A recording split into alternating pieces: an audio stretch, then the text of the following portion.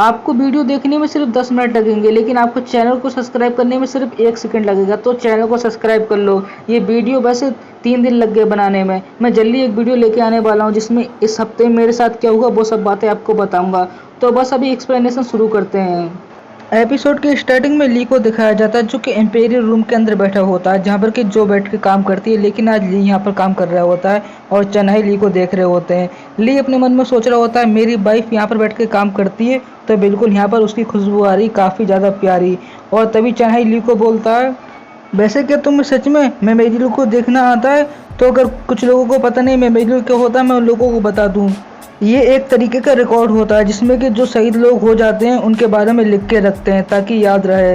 ये सारी चीज़ों के बारे में उस मेमोरियल में लिख के रखते हैं, जैसे कि किताबों में या फिर किसी और चीज़ में। तो आप लोगों को समझ में आ गया होगा अभी कि मेमोरियल का मतलब क्या होता है। तो अभी आगे बढ़ते हैं। चन्हाई की ये बात सुनकर ली आराम से बिल्कुल अपने हाथ में पेन घुमा रहा होता है। चन्हाई को बोल रहा होता है क्या तुम मुझे पागल पागल समझते हो? मैं गधा तोड़ी ना हूँ जो मुझे ये भी नहीं मालूम होगा कि मेमोरियल क्या होता है, ये सब क्या होता है। अगले सीन में ली काफ़ी सारी किताबें रखी होती हैं उसके सामने। वो उनको देखते हुए अपने मन में सोच रहा होता है ये इतनी सारी किताबें हैं, अगर ये दोपहर की नींद से पहले कर दूं तो कैसा रहेगा? अगर मेरे साथ के लोग भी आ जाएं तब भी ये मैं नहीं कर पाऊंगा। और वैसे भी जो पहले के राजा थे वो इसी की वजह से मर जाते थे, जल्दी ज़्यादा काम उन्हें करना पड़ता था थकान की वजह से। ये कोई हैरान करने वाली बात नहीं है। और फिर ली अपने हाथ में एक बुक उठाकर उसमें पढ़ने लग जाता है। सारे पुराने ज़माने की बातें लिखी हुई होती हैं पुरानी भाषा में कि ये किस तरीके से इन लोगों को मेमोरियल मिले और किसने दिया, ये सारा कुछ उस बुक में लिखा हुआ होता है। अगले सीन में चन्हाई ली को बोलते हैं ये जितनी भी सारे मेमोरियल हैं ये मिनिस्ट्री ऑफ रिलीजन ने हमें भेजे हैं और हमने उन लोगों को अपने खजाने में से आधा हिस्सा भी दिया, लेकिन अभी भी उनकी मांग पूरी नहीं हो रही है। वो और मांग रहे हैं। वो बोल रहे हैं ये तो बहुत कम है और उन लोगों को हमारी महारानी ने मना कर दिया कि इससे ज़्यादा नहीं मिलेगा। इसीलिए वो लोग प्राइवेट बातें करते हैं महारानी के बारे में कि किस तरीके से उन्हें गद्दी पर से हटाएं। हमारी समझ में नहीं आ रहा है कि किस तरीके से राज को चलाएं, क्योंकि उन लोगों को और ज़्यादा खजाना चाहिए जो कि महारानी देंगी नहीं। सारी बातें चन्हाई ली को बता रहा होता है। चन्हाई की ये सारी बातें सुनकर ली गुस्सा हो जाता है और बोलता फक यू। तभी चन्हाई अगले सीन में काफ़ी अजीब सा मुंह बना लेता है और ली को बोलता है अब तुम मुझे ये मत बताना कि तुमने इस मेमोरियल में ये सब लिखा है जो कि तुमने अभी कहा था। और फिर हमें ली को दिखाया जाता है जो कि हाथ में ब्रश पकड़ा हुआ होता है। वो चन्हाई को बोल रहा होता है मैं क्यों ना बोलूं उन लोगों को, वो हरामी मेरी वाइफ को परेशान कर रहे हैं, बल्कि उनकी सारी बातें हमें पता चल चुकी हैं और उन हरामियों को तो बिल्कुल स्कूल से भी पैसा चाहिए, मैं उनको सबक सिखाऊंगा। ली ऐसा बोल रहा होता है चन्हाई को। अगले सीन में ली उस मेमोरियल में कुछ लिख देता है जिसको देख के चन्हाई को थोड़ी टेंशन होने लगती है। चन्हाई ली को बोलता है वैसे ये सब लिखना तो आसान है लेकिन करना मुश्किल है, तुमने उसको शूट करना लिखा है। तभी चन्हाई अपने मन में सोच रहा होता है शूट करने का मतलब तो ये होता है कि उन लोगों को मार दो। और फिर अगले सीन में चन्हाई को ली एक लिस्ट दिखाता है और चन्हाई को बोलता है इसमें जितने भी सारे मिनिस्टर के नाम लिखे हैं मैंने, इन सबके घर पे जाके तलाशी करो और उनकी फैमिली के पास जितना भी काला धन हो वो उनसे लेकर उनको सबक सिखाओ। चन्हाई को ली ऐसा बोल रहा होता है, बिल्कुल उनके घर पे ढाबा बोल दो एक तरीके से। ली की ये बात सुनकर चन्हाई ली को बोलते हैं वैसे ये कुछ ज़्यादा जल्दी नहीं हो रहा उन लोगों के बारे में ये फैसला नहीं लेना उनको मार देने का, हमें उनके बारे में ठीक से पता भी नहीं उन लोगों के पास ये है या फिर नहीं, लेकिन हमारी महारानी होती वो इतनी जल्दी फैसला नहीं लेती। चन्हाई की ये बात सुनकर ली बोलता है उन लोगों के साथ ऐसे ही होना चाहिए। तभी चन्हाई ली की ये बात सुनकर अजीब सा मुंह बनाकर ली को बोलते हैं उन लोगों के पास भी और ज़्यादा आदमी है, वो हमारे ऊपर हमला कर देंगे अगर हमने ये सब किया और वो पिटा पिटोकर हो जाएगी। चन्हाई की ये बात सुनकर ली हंसने लग जाता है और हंसते हुए चन्हाई को बोलता है ज़्यादा से ज़्यादा क्या होगा, वो विद्रोह करना स्टार्ट कर देंगे फिर तो अच्छा है मेरे लिए, मैं उनको खुद जाके सबक सिखाऊंगा और वो फिर कभी भी तुम्हारी महारानी और मेरी वाइफ को परेशान करने की कोशिश भी नहीं करेंगे।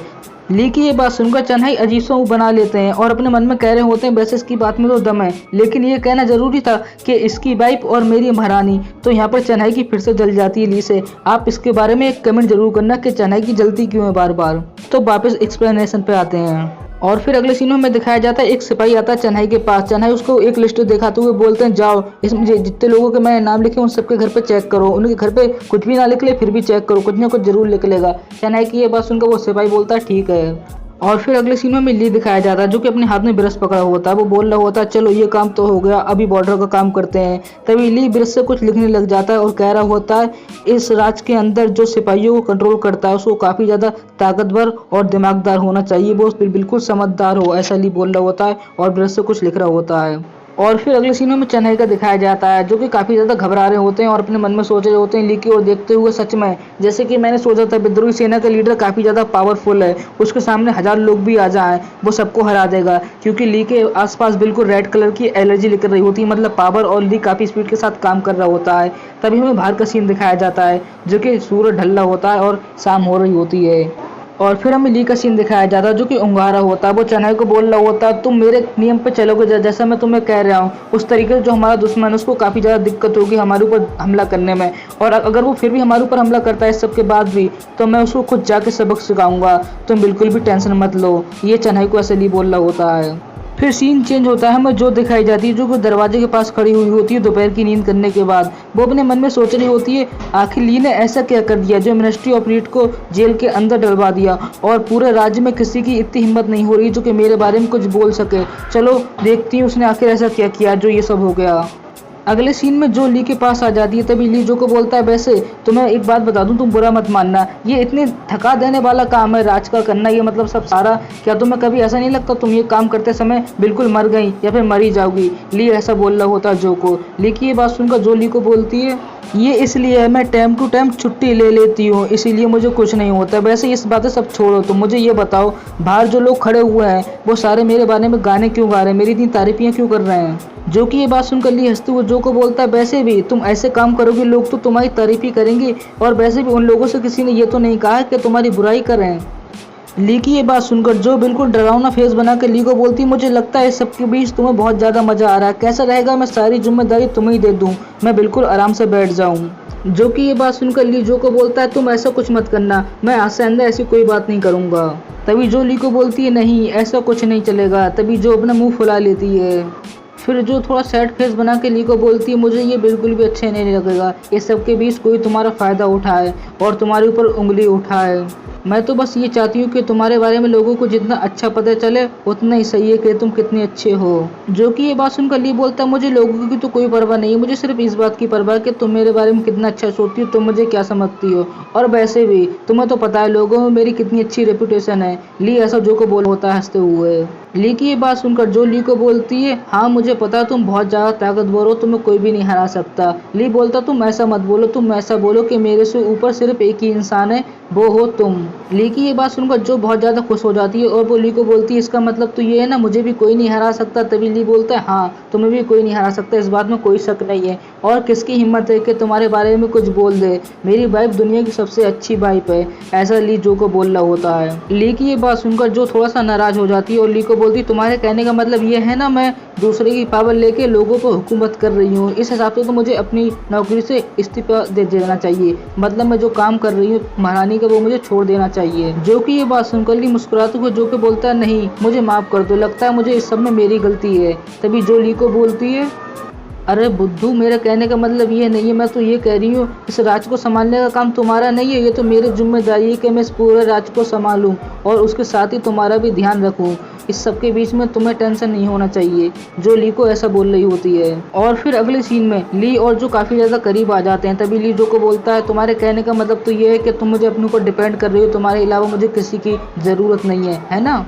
ली की ये बात सुनकर जो बोलती है हाँ इसमें कोई शक नहीं है, अगर तुम मेरे कहने में चलोगे बिल्कुल अच्छे बच्चे की तरह तो मैं तुम्हें और भी चीज़ें दे सकती हूँ। और यहीं से सीन चेंज होता है, हेम्सियन मैंसन का सीन दिखाया जाता है जहाँ पर के एक बंदा दीवार तोड़कर बाहर निकल रहा होता है, मतलब उसको किसी ने पीटा होता है और वो दीवार तोड़कर बाहर की साइड गिर रहा होता है। तभी हमें एक लड़की को दिखाया जाता है जो कि उस लड़के को कह रही होती है तुम्हें क्या लगा तुम सिलाई करने वाली सुई से मुझे नुकसान पहुंचा सकते हो, और तुम क्या समझते हो मेरे नीचे का जो हिस्सा है वो क्या कांच का है। ये बात तो इसकी मेरी समझ में नहीं आई, आखिर कहना क्या चाहती है। अगर आप लोगों की समझ में आ गई हो तो मुझे कमेंट में ज़रूर बता देना। और वैसे देखने से तो ये मुझे ली की बहन लग रही है बिल्कुल, तो आपका इसके बारे में क्या राय है आप नीचे कमेंट में बता देना। और काफ़ी सारे लोग वीडियो को शेयर नहीं करते तो यार अपने दोस्तों में शेयर कर दिया करो, हमारे चैनल की ग्रोथ काफ़ी रुक चुकी है अभी बिल्कुल। और यहीं पर हमारा एपिसोड एंड होता है। जाने से पहले मैं आप लोगों से बस इतना ही कहना चाहूँगा, काफ़ी सारे बंदों ने मेरे चैनल को सब्सक्राइब करके नहीं रखा हुआ तो यार चैनल को सब्सक्राइब कर लो, और वीडियो में कुछ भी अच्छा लगे तो इस वीडियो को लाइक ज़रूर कर दिया करो ताकि ये वीडियो और भी लोगों के पास पहुँचे, और अपने दोस्तों में भी शेयर कर देना। जल्दी मिलूंगा इसका नेक्स्ट एपिसोड लेके, तब तक के लिए बाय बाय और सारे अपना ध्यान रखना।